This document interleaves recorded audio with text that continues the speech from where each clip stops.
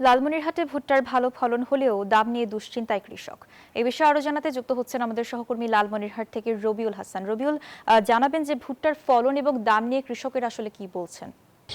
মেঘলা, জানেন যে আপনি উত্তরের জেলা লালমনিরহাট কিন্তু ভুট্টা কিন্তু একটি ব্র্যান্ডিং ফসল এবং ভুট্টা চাষে কিন্তু এখানকার কৃষক কিন্তু ঘুরে দাঁড়িয়ে আছে। আপনারা জানেন যে গত বছরের তুলনায় এবছরে কিন্তু ভুট্টার ভালো ফলন হলেও কিন্তু দাম পাচ্ছে না কৃষকরা, এবং একটা সিন্ডিকেটের কারণেই দাম তারা এইটা সংকট হয়েছে বলে তারা কৃষকরা অভিযোগ করেছেন। এবং আপনারা জানেন যে আবহাওয়ার খারাপের কারণে কিন্তু দামটা কমে গেছে এবং পাশাপাশি ঝড়ের কারণে কিন্তু অনেক ক্ষতির মুখে পড়ছে কৃষক।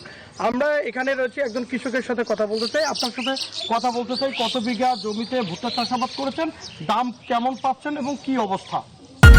আরে ঈদ লাগছে মনে, খুশির জোয়ার সবখানে। আরে ঈদ লাগছে মনে, বিকাশ পেমেন্ট সবখানে।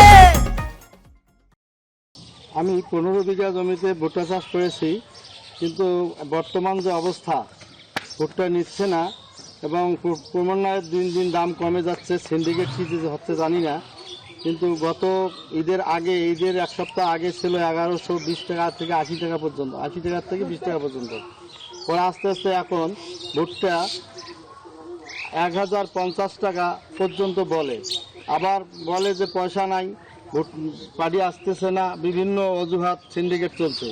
কিন্তু আমরা কৃষকরা বিভাগে পড়ে গেছি।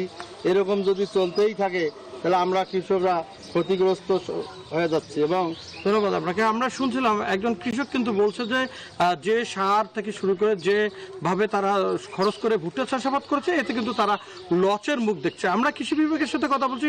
কৃষি বিভাগ বলছে লালমনিরহাটে কিন্তু এবছর প্রায় 33,000 হেক্টর জমিতে কিন্তু চাষাবাদ হয়েছে। এই ছিল আমার কাছে সর্বশেষ, ফিরে যাচ্ছি স্টুডিওতে। রবিউল, আপনাকে ধন্যবাদ।